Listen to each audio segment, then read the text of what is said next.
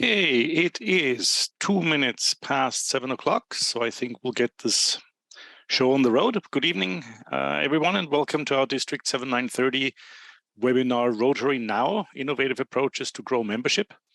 My name is Alexander Falk, and I'm current District Governor for 7930. I would like to also recognize several past district governors on the call, as well as district governors from neighboring districts. If you could all wave to the camera, please, that would be great. Thank you so much. And of course, I'm happy to have from our district governor track, my trusted district governor-elect Lori Karas on the call. There we go. And I haven't seen Tom Hankard, our DGN, yet, but when he dials in, then I'll introduce him later.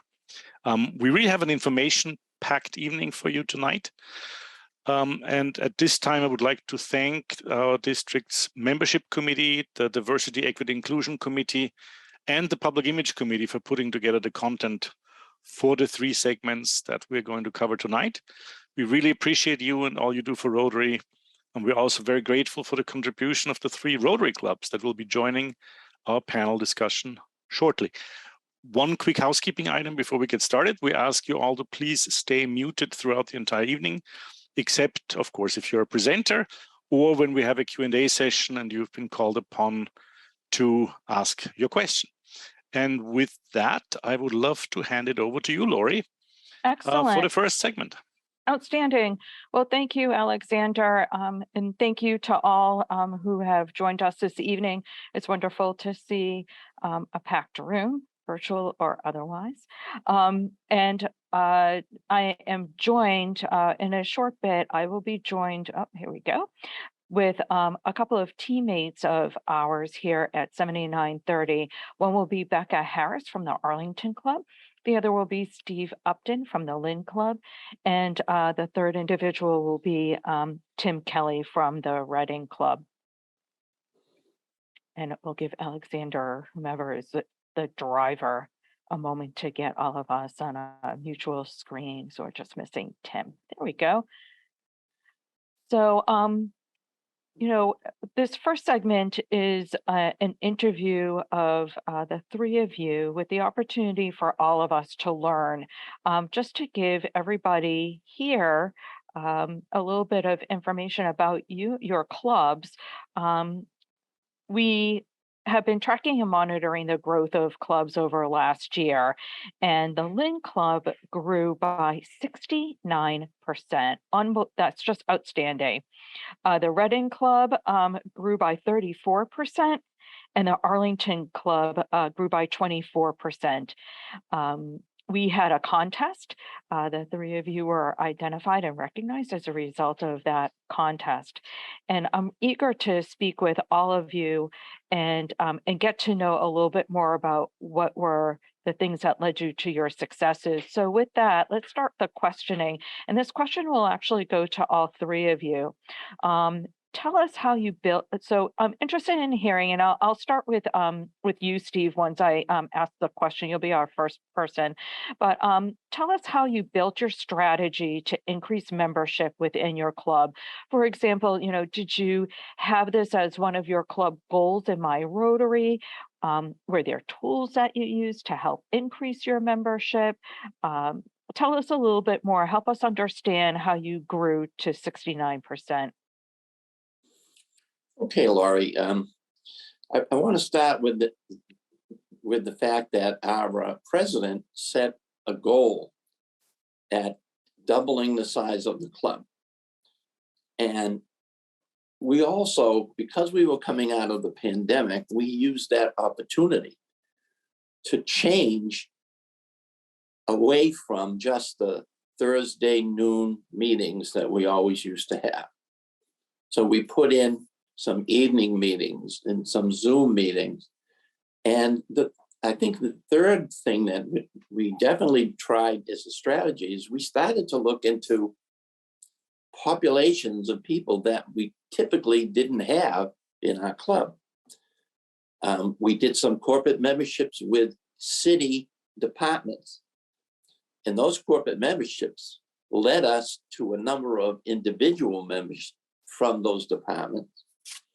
And we also started to look particularly at educators, both the leadership of the schools and teachers who really already identified with our mission of service above self. But now that we've changed the times of some of our meetings, they can make it, whereas they could never get out at noon. So I would say that those are three big areas that, strategies that we use.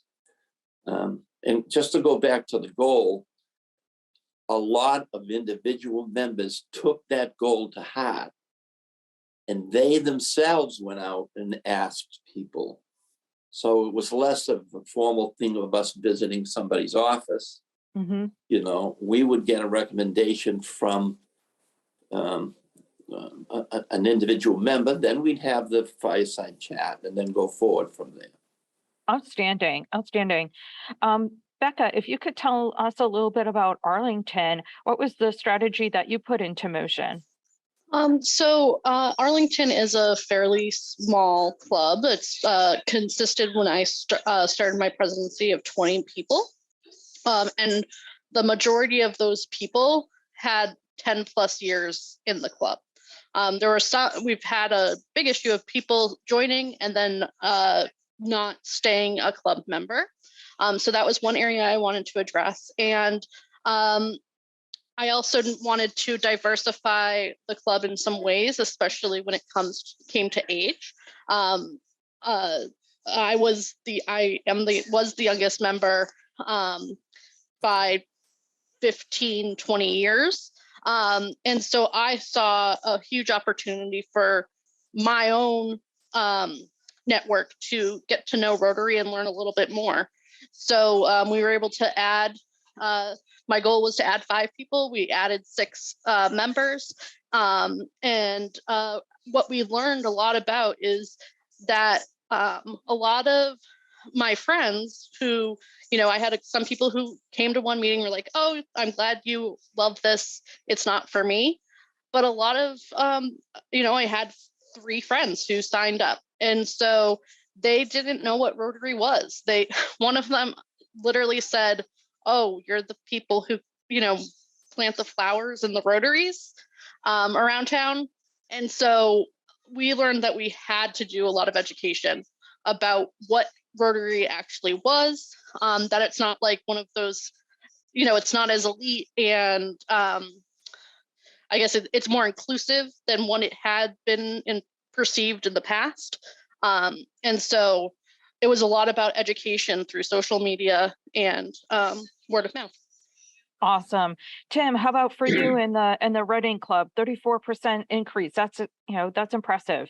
Well, thank you. And I would say that we didn't really have a big goal to increase it by a lot. John, our president, I think his goal was to add 3 members.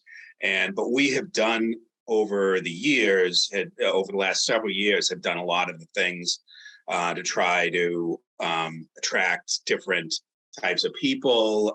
We did the DEI certificate, and looking at it, we had checked a lot of those boxes. So we have service members. So we have people who will be interested in what we're doing, but couldn't commit to coming every week for a meeting. We've done night meetings for a while.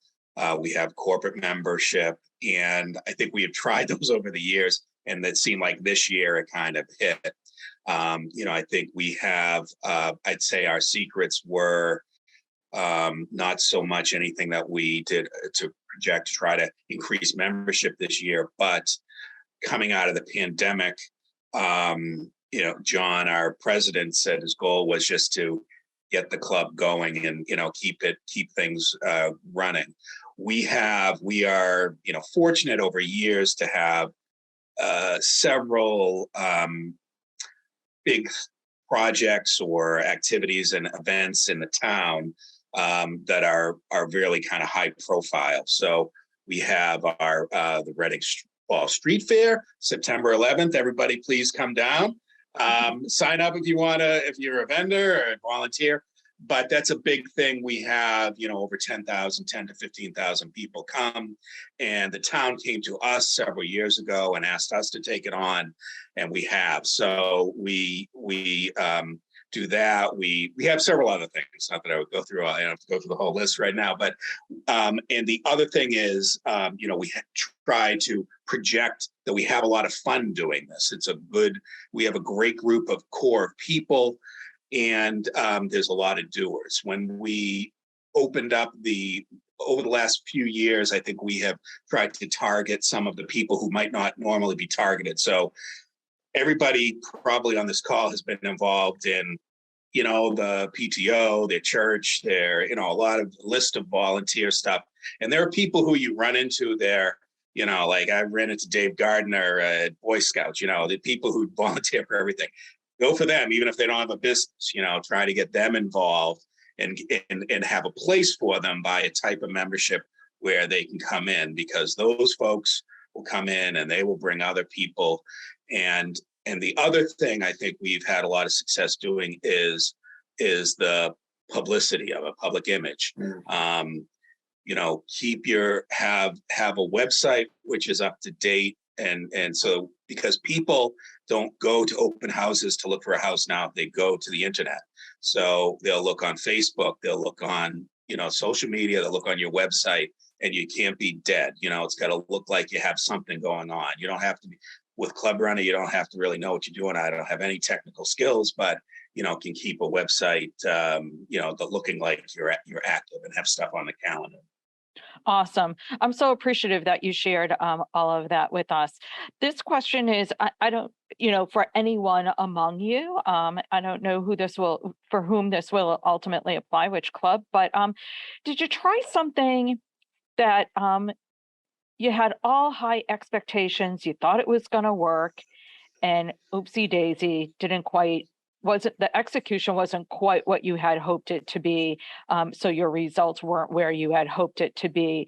Whom among you may have had that sort of experience? And if you did, I'm watching Becca, what did you do to overcome that obstacle and kind of push and persevere forward? Tell us more, Becca. Absolutely. So during COVID and up through the beginning half of a few months into my presidency, we were still remote. And so transitioning back to having a hybrid was a great move for us. We have a lot of people who travel around the world, or live in Florida for half the year, and so that was a great opportunity. And one thing we tried was to add those evening meetings. We are a breakfast club, and it just didn't go off.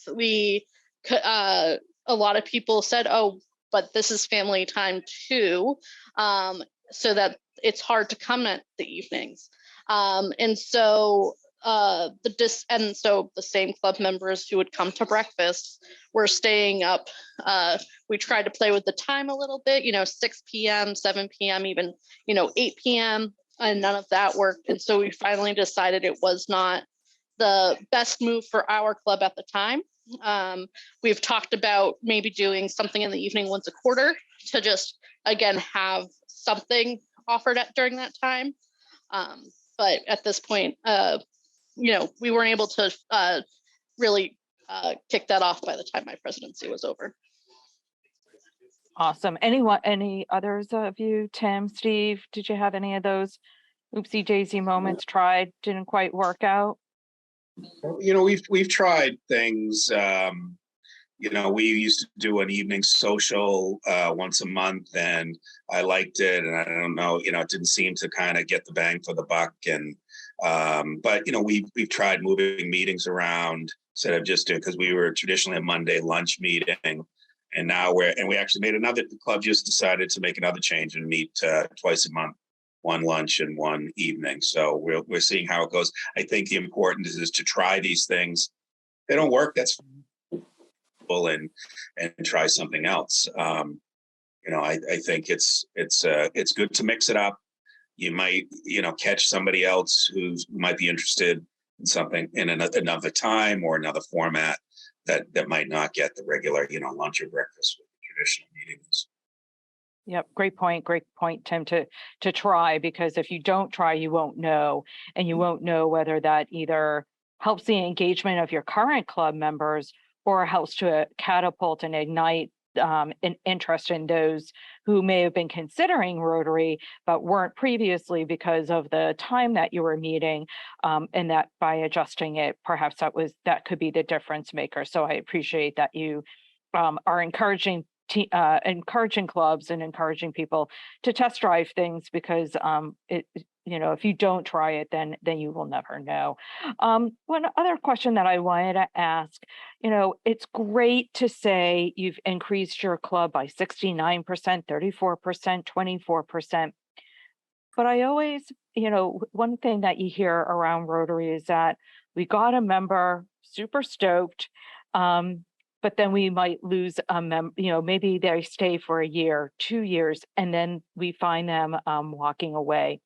What are some of the strategies that you've all used to really help keep engagement high among those new club members that really help make it, for lack of a better term, but make it sticky, so that way they really continue to drink the proverbial Kool-Aid and recognize that being with Rotary is something that is greater than that 1 year commitment. Let me give it that college try-ups, I don't know, and they may fall off. So can you tell us a little bit about some strategies that you put into play for your clubs that could help others really help pump up the volume with engagement? I'm watching heads shake. Maybe Steve, it sounds like you might have some recommendations. Tell us more. Yeah, we did a couple of things. One of which is, very simply, we try to get them engaged by we adopted the use of the volunteer module of Club Runner, and we would send out invites a lot of times for a number of occasions during the month where there would be service opportunities. In some cases, it was in Lynn here, they were either with the Salvation Army or with Greater Lynn Senior Citizens, etc. So there was a constant communication to all the members to see what we were trying to offer them as opportunities for service. And then we would talk with individual members to get them involved. They can't always make all those service opportunities, but they might make one, or they might make another.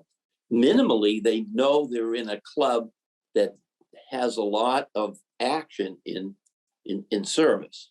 You know what I mean? So by using that volunteer module, I believe that we kind of keep them in with us. And then just by trying to give people, not give them jobs, but ask them to help.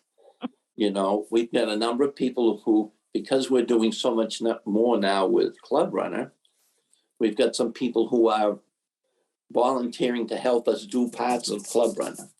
So even if they're not getting to this meeting or that service opportunity, they're still involved in one way or another. And I think that was a big thing that worked very, very nicely for us.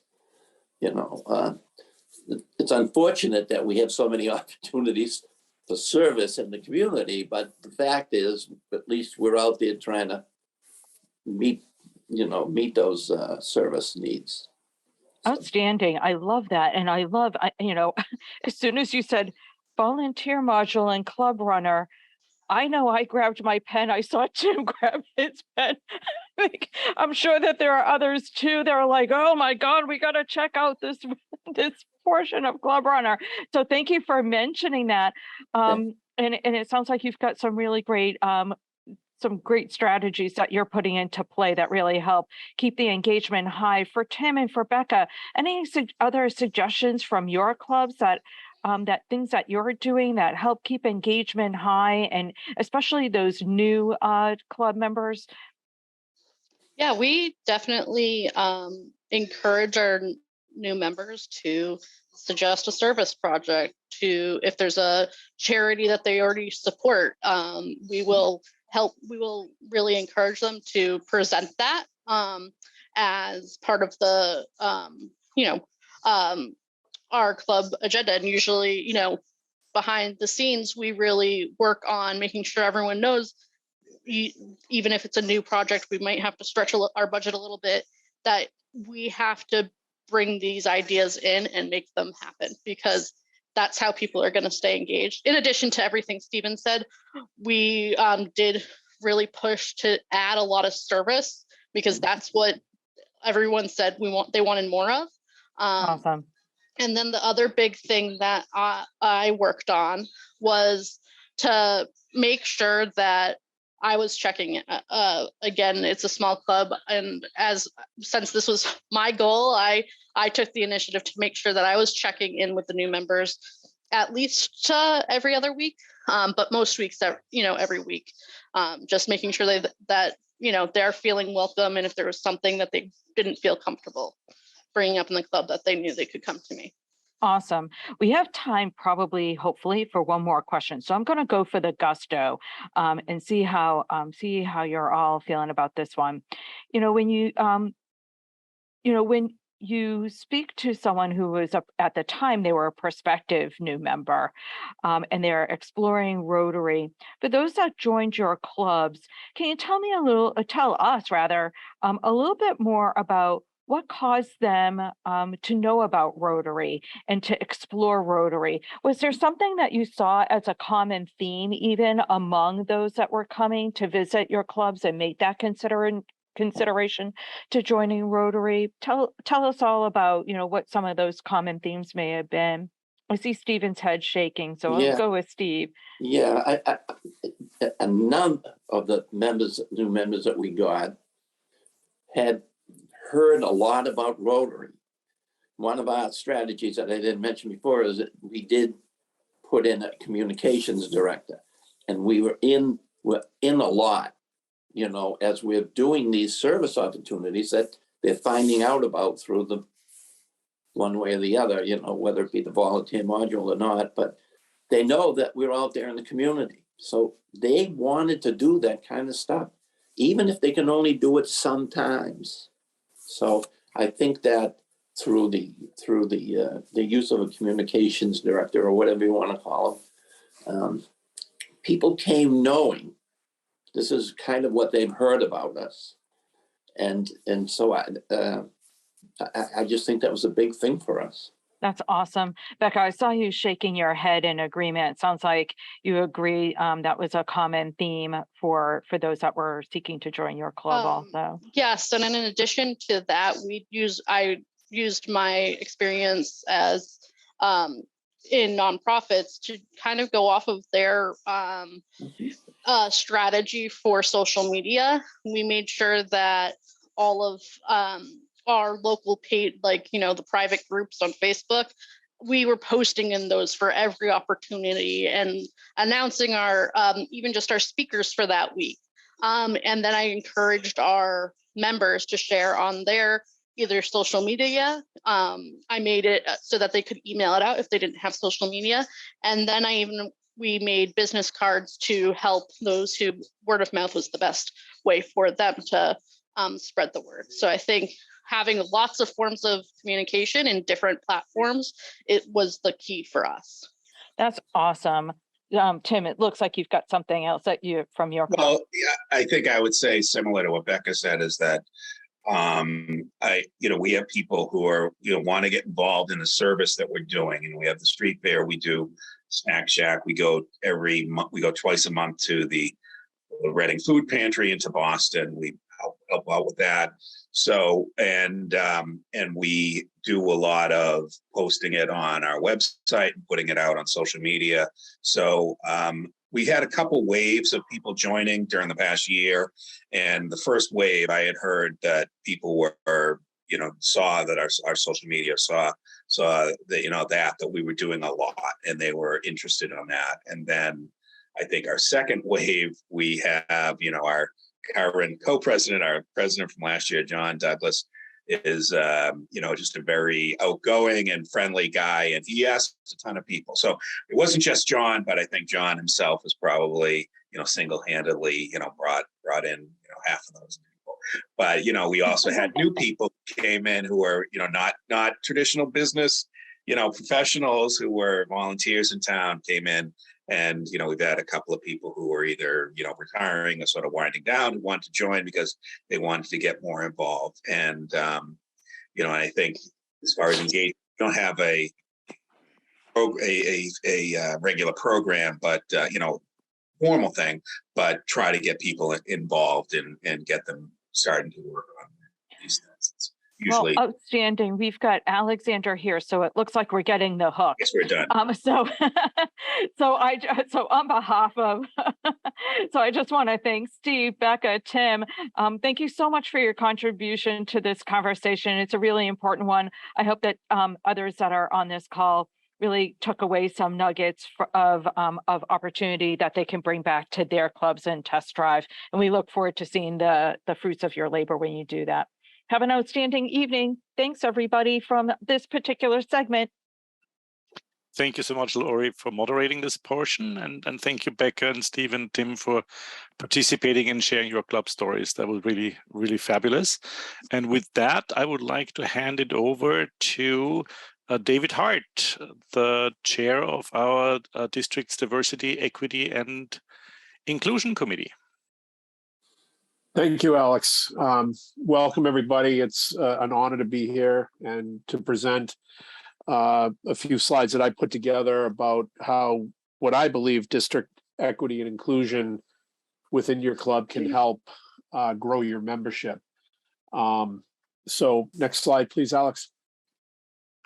So the new Rotary International President, Jennifer Jones, she has 4 main initiatives that she's looking at this year with her Imagine Rotary. So one of them is Imagine Diversity, Equity, and Inclusion, and the other is Imagine a Welcoming Club Experience. Those are the 2 main ones that we're going to look at. And then the other 2 are Empowering Girls and Imagine Impact, Expanding Rotary's Reach. Next slide, please. So Alex, as our district governor, he has some DEI initiatives, and I'd like to just highlight those also. So learning more about DEI in Rotary and how to celebrate and respect all of our differences, determining why DEI matters to our club and community, and how we can use these DEI principles to help grow our club and become stronger. Raising awareness of DEI, including a club DEI committee, is really strongly suggested, and also your club. Try to have your club reflect the demographics of your community. The other initiative is to take action on DEI in our club and community, and we'll talk a little bit more about how we can do that. And also, for anybody who wants to learn more about the district DEI committee, we ask you to go to our page, and the link right here is below. And also the DEI certification this year. We actually came off a meeting last night, a committee meeting last night, and we're going to make a few very minor updates to our DEI certification. So hopefully we'll have that out in the final one out in the next week or so, and clubs can start reviewing that and start moving forward on the action steps. Next slide.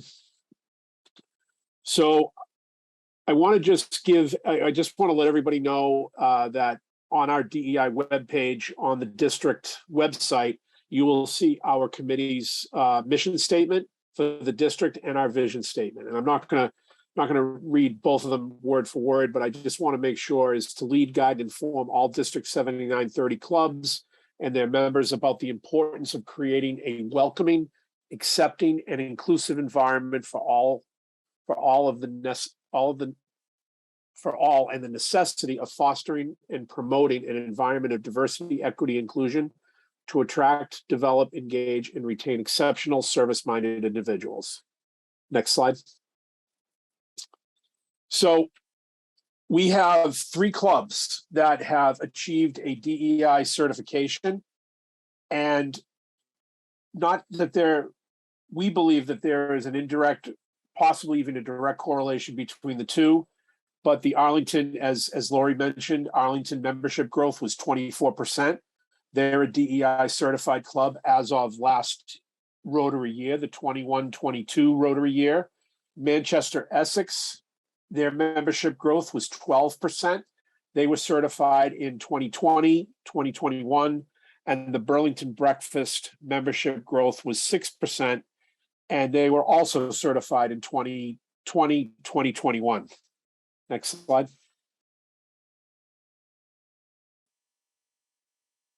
So one of the things that when I go out to clubs or I get questions or if I present to a club,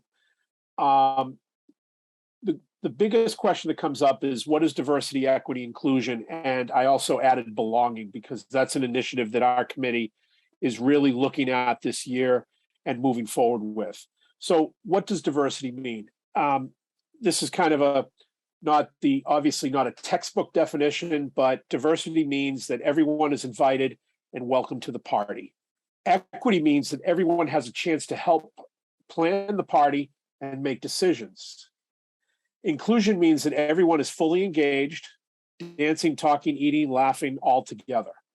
And belonging, which, as I said, is is really what we're really focusing on this year, means that all members feel welcome, engaged, and part of the group. And we all know that in our clubs we have and I think most of our clubs are relatively the same as far as our membership goes. We have the members who are board members, their leadership. Then we have the members that we always look to that if we're doing an event, we know that they're the workers. They want to put the event together. They come up with the ideas. They find the place, whatever it might be. And then we have members that are check writers. So a question that I ask to all of our clubs is every single member in your club, do they feel as though they're a part of the club? Do they have a good sense of belonging? And that's a question that I think every club needs to ask themselves and ask their members. Next slide, please. So just again, when I go out and talk about diversity, I do have additional slides, but if anybody asks again, what is diversity? The different areas of diversity are age, race, gender, religion, sexual orientation, economic, career, ability status. Those are just a few of many different areas of diversity. And I have, many clubs that I visited, they may be in a predominantly white community, and inevitably the question, whether it's asked openly to myself while I'm presenting or after the presentation or before the presentation, many clubs are asking that, well, we're a predominantly white community. Where do we find people of color? And this is where I always want to mention that diversity has many lenses or many different looks, which is the list that we see right here. Next slide, please. Oh, I'm sorry. There we go. So there are thousands of DEI studies out there. I've spent 20 plus years in human resources, and I've been in the operations end, which I'm currently in right now. I was also in the talent acquisition and recruitment and retention end of things. And there, as I say, there are thousands of DEI studies out there. The interesting part of all of these DEI studies is that 99.9% of them all come to the same conclusion, that when your team, organization, club is more diverse, you're more likely to have employees and or members with increased job or membership satisfaction. Your team, within your team or your organization, is going to be a higher level of trust. Your team and your organization is going to be more engaged. Your team, organization, or club is going to be more agile. You will bring different perspectives and ability to think outside the box to your organization, your club, or your team. For companies and organizations, almost every single organization or company has seen an increased sales revenue so on the club aspect, your fundraising will increase. You'll increase your customer base or potential membership prospects. And ultimately, what you're going to do for a company, from a company side of things, you're going to increase your profits. And from a club side of things, you're going to increase your membership. And by also increasing your membership, you're also increasing your footprint in your community and reaching out more to your community into several different areas that clubs, historically have not done. And I think listening to the individuals on the membership and where they've been and where they found their successes, I think one of the clubs mentioned that they were reaching out to different organizations, groups, demographics, part of the city that they had never historically reached out to. And this, this comes from a good, obviously a good membership plan, but it also comes from a strong diversity, equity, inclusion, and belonging base. Next slide, please. So DEI leads to a sense of belonging, and this is just an image from Better Up, which is one of the biggest diversity, equity, inclusion organizations in the country, and they do a lot of consulting and so forth. But basically, I think you get the idea. You have your diversity ring, inclusion ring, and equity ring, and belonging falls right in the middle. And so when you have strong diversity, equity, and inclusion, your club will also feel, and your members will also feel, a stronger sense of belonging. Next slide, please. So another quick reminder is that the effects of DEI, I believe there's a strong potential membership growth. And again, I'm just reiterating that the 3 clubs that are DEI certified have also seen significant membership growth.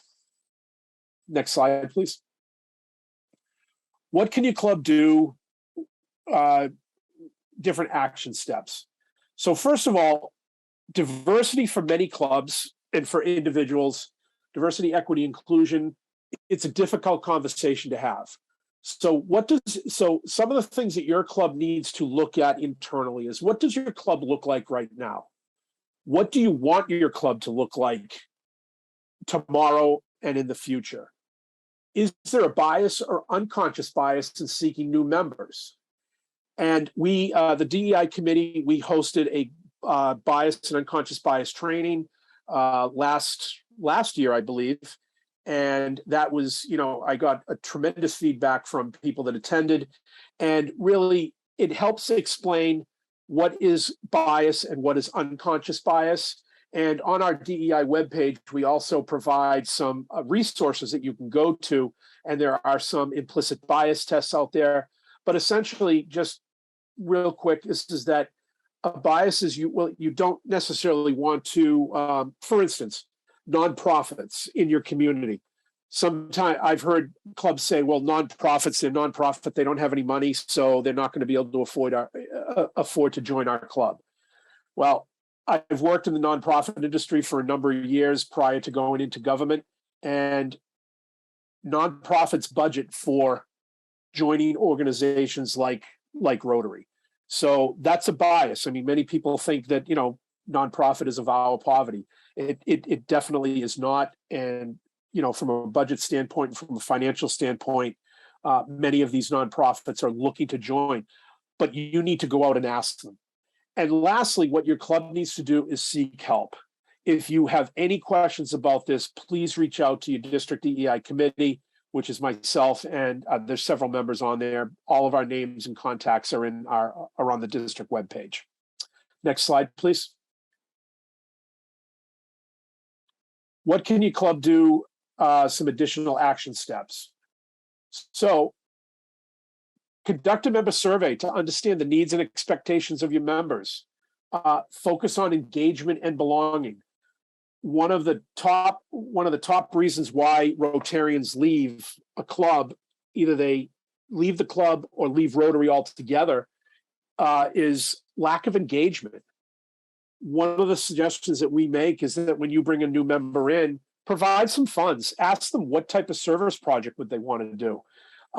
And, you know, based on the individuals that you bring in, with a more diverse, equitable, and inclusive club, you're going to see many, many different service projects that you might not have thought of. Reconsider the time of day when you meet. And I know in the previous segment that, you know, this was talked about. I know for our club in Malden, I mean, we've been struggling with membership for a few years now. But what we've done is we've changed the time of day that we meet. We meet one lunch meeting a month and one evening meeting a month. Is your meeting time inclusive or feasible for those who are working? Are your meetings family friendly? There's a number of clubs now that are adopting a family membership type of situation. So they might set up for an entire family, for families, they might set up a service project on a Saturday morning or an event on a Saturday morning or something where, you know, the families can come in and bring the kids and it's fun for all. Make it more affordable to be a member. There's a number of different ways of doing that, and on the citation, it speaks directly to that. Think critically about your club speakers. Ensure that they're including diverse voices on a wide variety of topics, and also, as was mentioned before, really work on your platform and use your platform, website, social media, etc. Next slide, please. Research your community. Learn what your demographics are. Talk about diversity with your club members. What are your goals? Make your club an inclusive place to be. Connect more deeply with your community and communities that you serve. Invite them to a meeting, things along those lines. Next slide, please.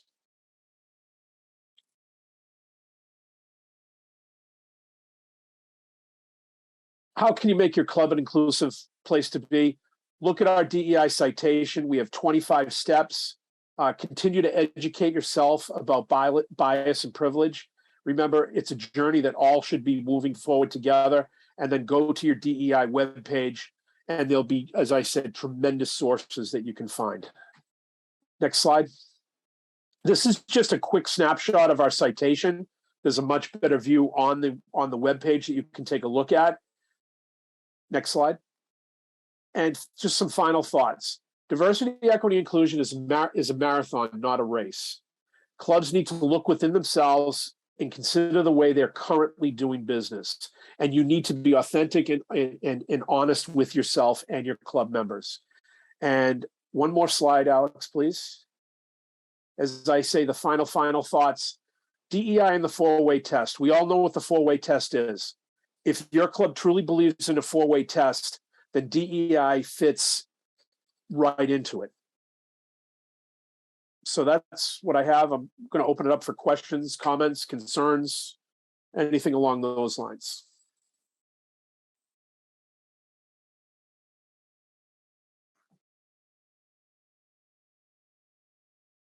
Hey, David, great presentation. Thank you, Terry.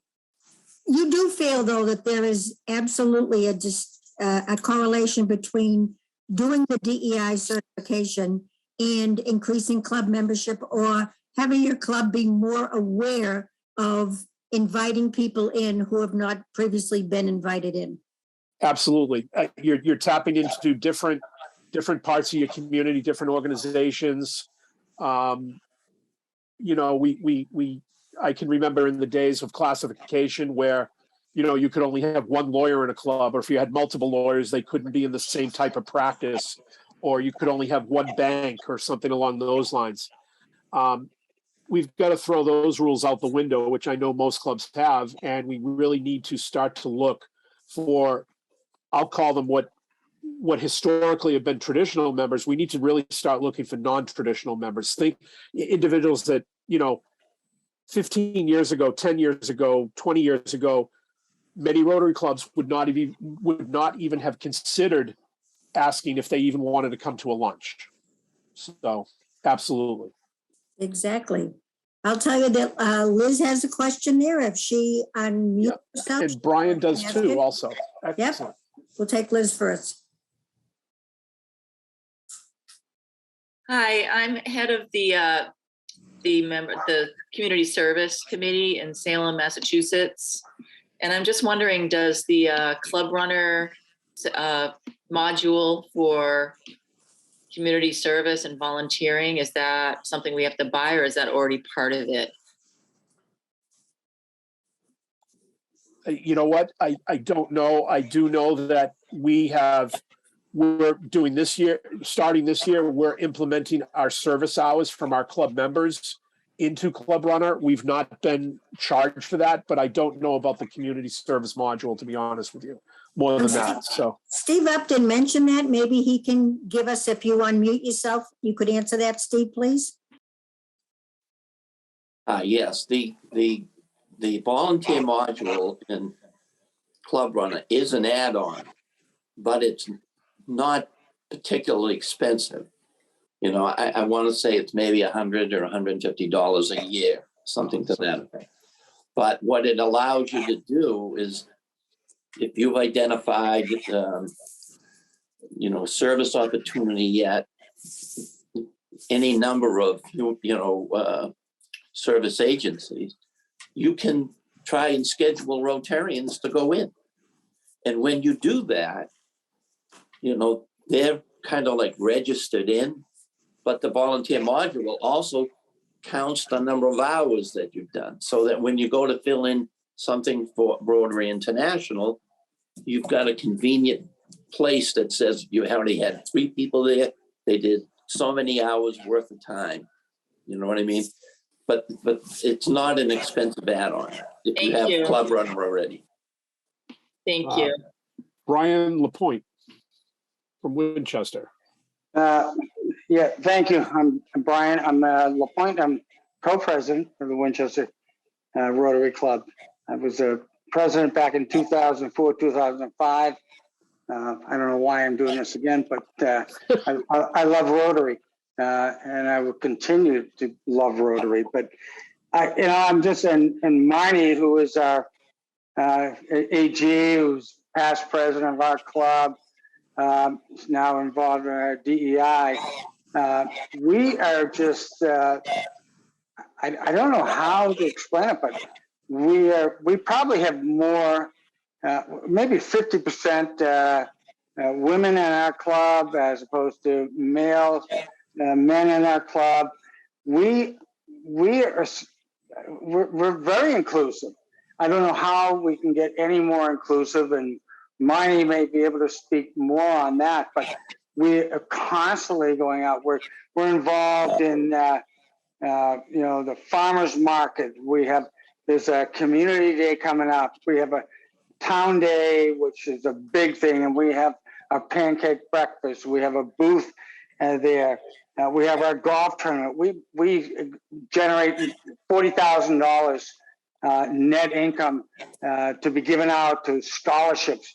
We give out maybe about close to $30,000 to 7 high school students who are deserving of it. We have a fantastic Interact Club. And I think that is our key, is the Interact Club. They are unbelievable. There are probably 30 or 40 high school students, and they get involved in the food drives at our town transfer station. They help out with so many things. But the thing is, we do so many things, but the problem is that with this pandemic, we're lucky just to maintain membership, because it's just been terrible.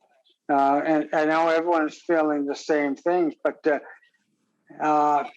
so I don't know what else we can do to increase our membership. We have Alexander's coming Thursday to speak with us, and we have a few things. I'm sorry, somebody keeps calling me. I have a potential new member coming to listen to him, to his presentation. But it's just tough. It's just really tough. I hear what everyone's saying. I'm saying we do all that stuff. We do all those things, and I don't know what more we can do to increase our membership. more than what we're doing. But, it's just great to be able to sit here though and listen. And maybe there'll be something that we can learn to help us increase our membership, because we've maintained the status quo, but we're not increasing it. And that's what we want to do. We want to increase it. But anyway, thanks for letting me share. Oh, no problem, Brian. Thank you. The only thing I would add to that is that, the fact that you're maintaining the status quo means that you still have a strong, solid membership base that you're working off of.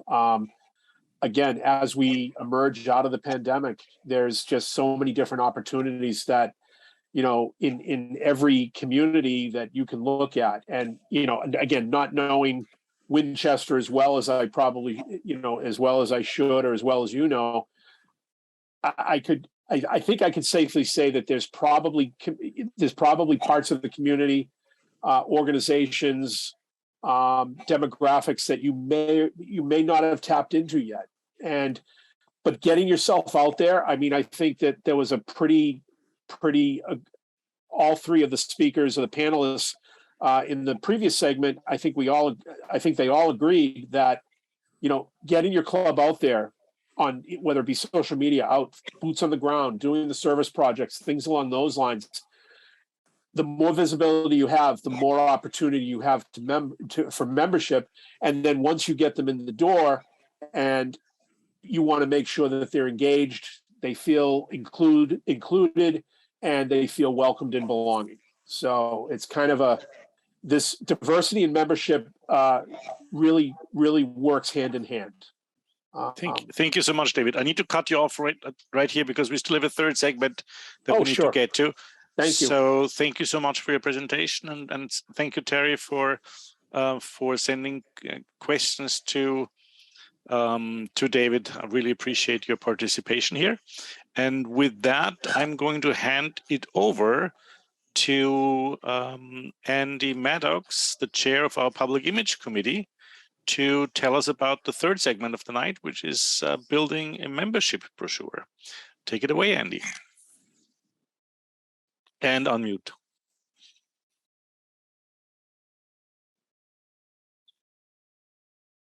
You still need to unmute. Thank you.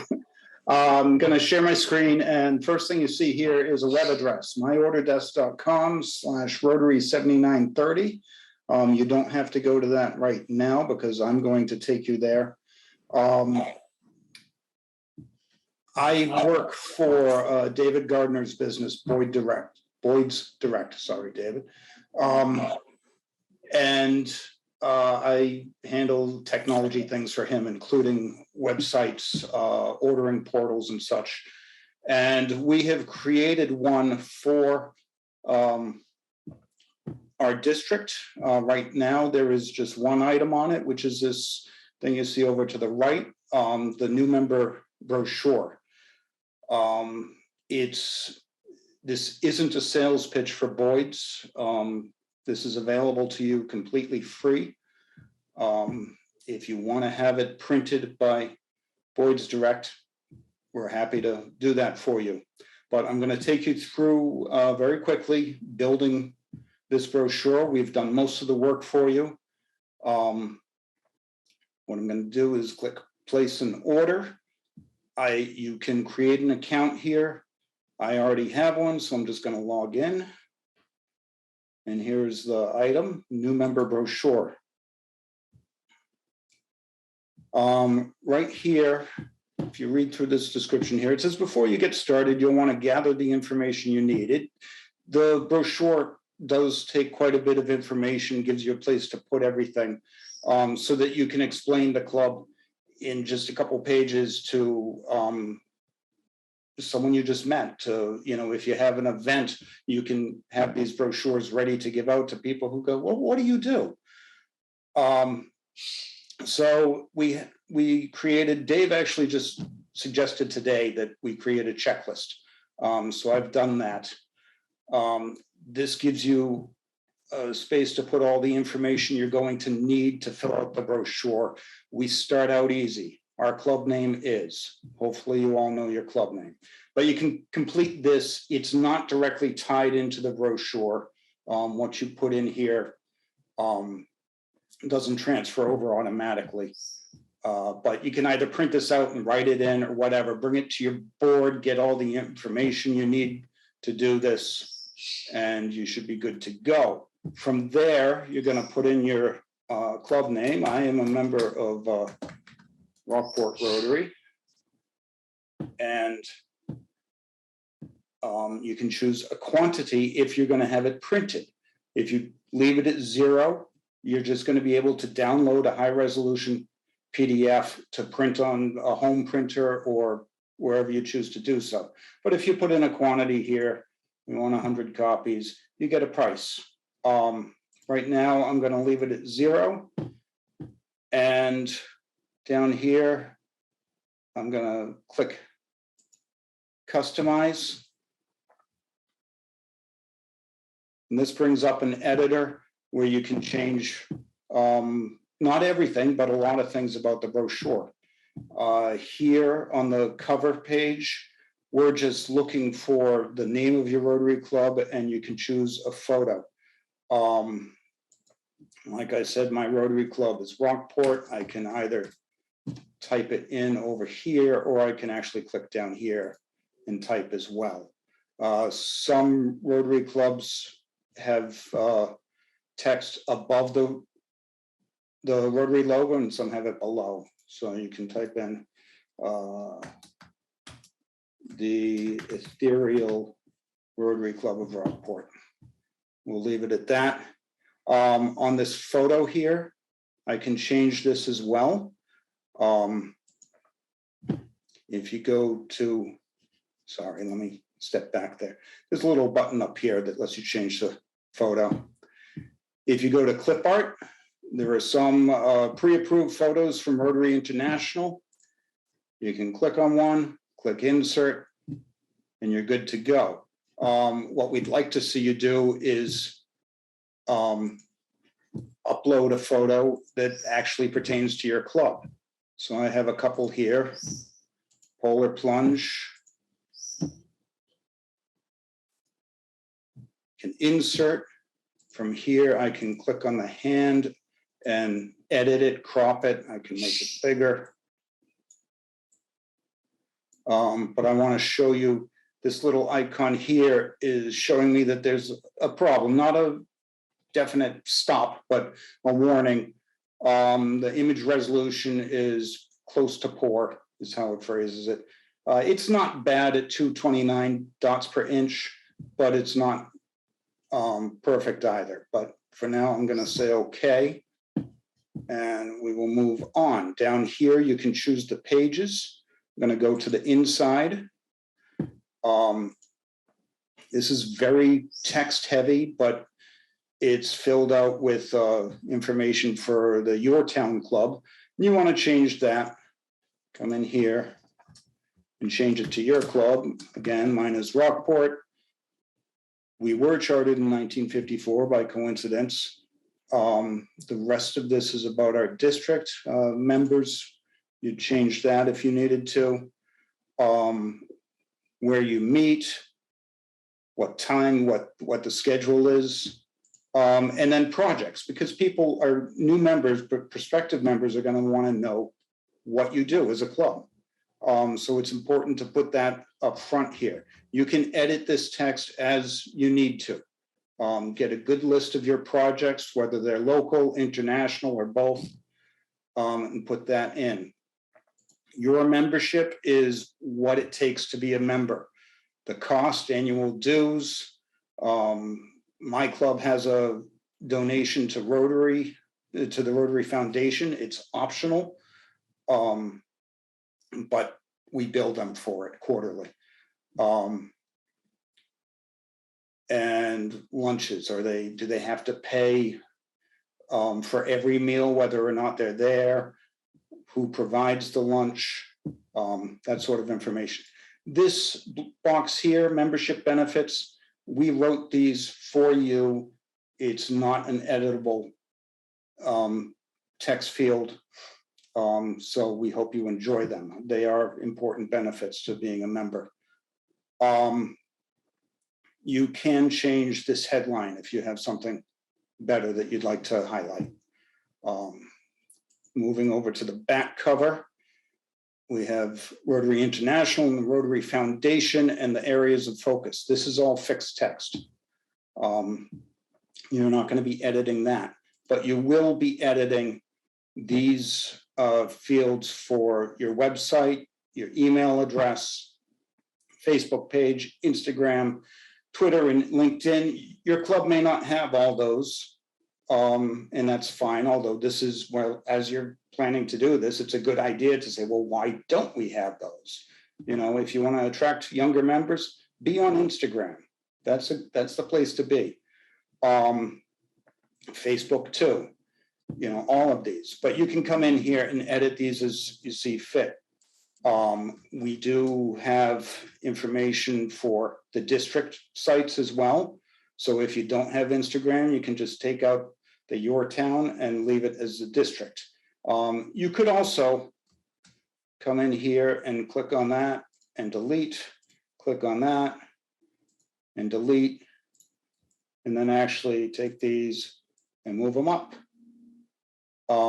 Not everything is editable where you can drag and drop like that, but this is.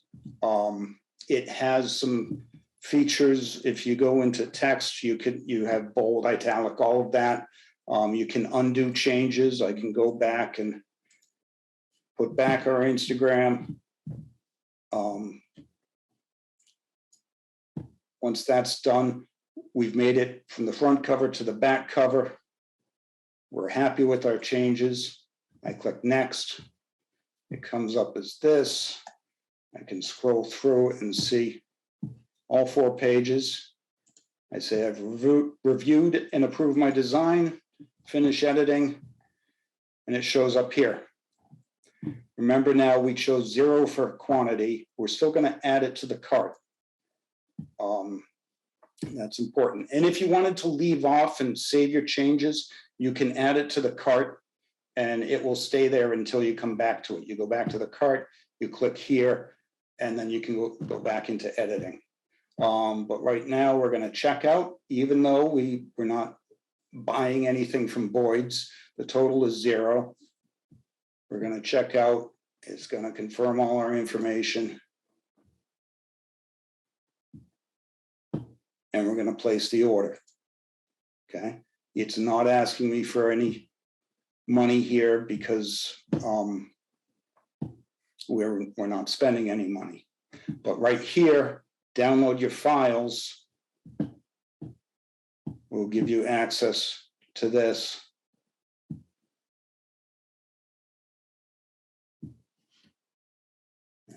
Open this, and here we have the completed brochure ready to print. You save that to your computer and you're good to go. That is the walkthrough. I'm going to, in the chat, if I can find it, put in the link.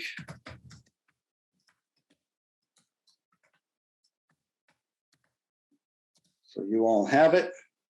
And this is ready to go tonight. You guys can try it out, create a login, and get started. Like I said, it is good to use that checklist and gather all the information you need first, but you're free to check it out anytime you're ready. And I am open for a couple of questions if anyone has any. Andrew, what size is the final product once it gets printed? Oh, that's important. It is an 8.5 by 11 sheet of paper folded in half. So folded, it is 8.5 tall. Sorry, no, it is not. Yes, it is 8.5 tall, 5.5 wide. And the weight of the stock, is that something that, is it like a sort of a, not a card stock, but something that's not just a regular 20-pound or 24-pound piece of paper, or is it heavier? Yeah, if you have Boyd's printed, it's 100-pound gloss cover. It's nice. Oh, okay. Stock, yeah. Excellent. Thank you.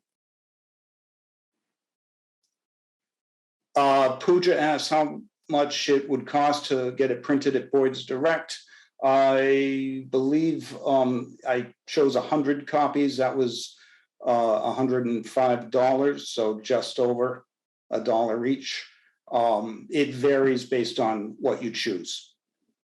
25 is going to cost you more per copy. 200 is going to cost you less. There is another question that I got via chat from several of our friends from other districts, and they want to know if their clubs can use that new brochure builder too, or if it contains information that's specific to 7930.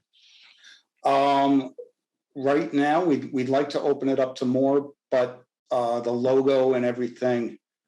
Let me think. Is there anything that has 7930 hardwired into it? Maybe not. I don't think there is. Well, in that case, that's a good answer for all our friends from the other districts. Yeah. But when you log onto the website, you'll see 7930. Oh, that's good. We can still advertise our district so Yes. that everybody knows who built this. Absolutely. Wonderful. Thank you so much, Andy. And also thanks to Dave Gardner and Boyd's Direct for making this tool available for free to our clubs. It's really appreciated. Any more questions from the audience for Andy? Hearing none and seeing none. Thank you again, Andy, for this presentation, for building this wonderful tool. Thank you. And at this point in time, we're about 8 minutes past the hour. So anybody who wants to leave is, of course, free to do so at this point in time. We promised we would keep it as a very tight meeting. However, if you have any questions and want to hang around a bit longer, I think we can do more questions with any of the other presenters. And I see some hands going up already, so that's perfect. Let me just remove my own spotlight, and then we can see everybody on the screen again as a big gallery view. And we have John Shockley with his hand up. Go ahead, John. Nice to see you here today. Excuse me? Nice to see you here today. Hi, Alex. Yes, no, thanks for having me. For people that don't know me, I'm the district governor from 74, 75. So one of Alex's classmates, and we've created a little bond together. So thank you for having me. You know, I wanted to comment a little bit on something, but the Boyd's brochure is terrific. I'm one of the ones who asked that question about whether or not we could use it in another district. I'm going to try and make one tonight just to play around with and show a few people. But I had so I'm taking a little bit different approach with my own situation with membership in our district. And one of the things I was trying to do this year is changing all the speakers. We have quarterly district leadership meetings, and we're changing the approach on how we're doing it with, I'm bringing in just speakers that are outside of the district. So like my next one coming in is going to be somebody from Toastmasters, because I think one of the things that we struggle with in Rotary is how to present yourself and talk to people. And you get nervous, and I think over time, you know, you get easier to do that. But in the beginning, you struggle to talk. And the next thing is we're working on then is salesmen, some high-profile salesmen that could come in and teach us how to sell what we do, because we're really trying to sell membership, what we do, and all that. So I haven't figured out the next two after that to finish out my year as governor, but just something to throw out there, an approach that I have, and I like what you guys are doing. So whatever works, but just another thought. But really, thank you for letting me sit on this tonight. You're very welcome, and thanks for joining us.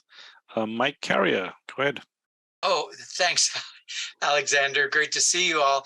I just sent you a little chat as well, asking whether all of us are going to get a copy of the recording who were attendees for this event, or do we have to request it separately?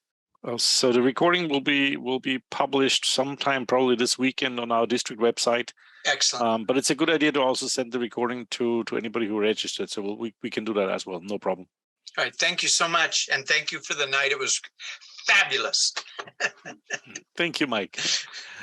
Next up, Tari, how are you doing? Hey, good evening. IPDG Terry and Alexander, thank you for hosting us. I'm 7980 Southern Connecticut. And just my one point for today, I just had a fabulous meeting, DG visit with a certain club in my district talking about DEI.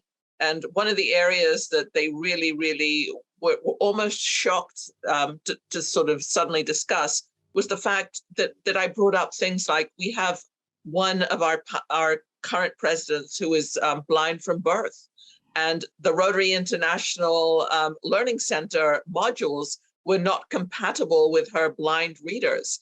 And they suddenly, I could see light bulbs, virtual light bulbs going off over their heads when they were saying, oh, that's diversity. It really is. And we have another member in district who is autistic. And when they ring the bell in that particular club, which will remain nameless, that sets that person on edge because sudden sounds and so forth. And that is also diversity. And sometimes it gets so classified into race, religion, gender, that type of thing. And there are so many other options. So I just wanted to share that. And it was lovely to see the light bulbs go off and them wanting to discuss it further. Thank you. Thank you, Tari. That's wonderful input. Any other questions?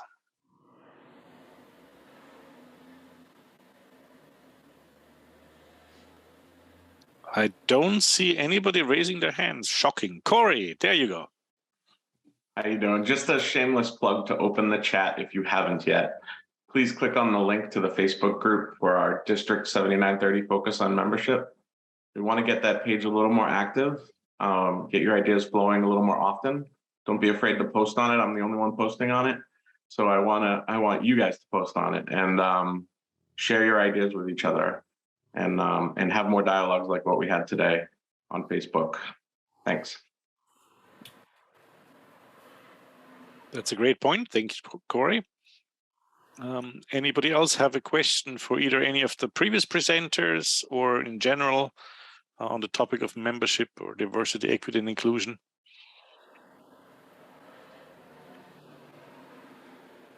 I don't see anybody raising their hand. Well, in that case, thank you all for attending. Really appreciate you spending an hour of your time with us tonight. And thank you again to the presenters for all the three segments. Really appreciate your time, and also to the three committees that contributed their valuable input for tonight. Our membership committee, our diversity, equity, inclusion committee, and our public image committee.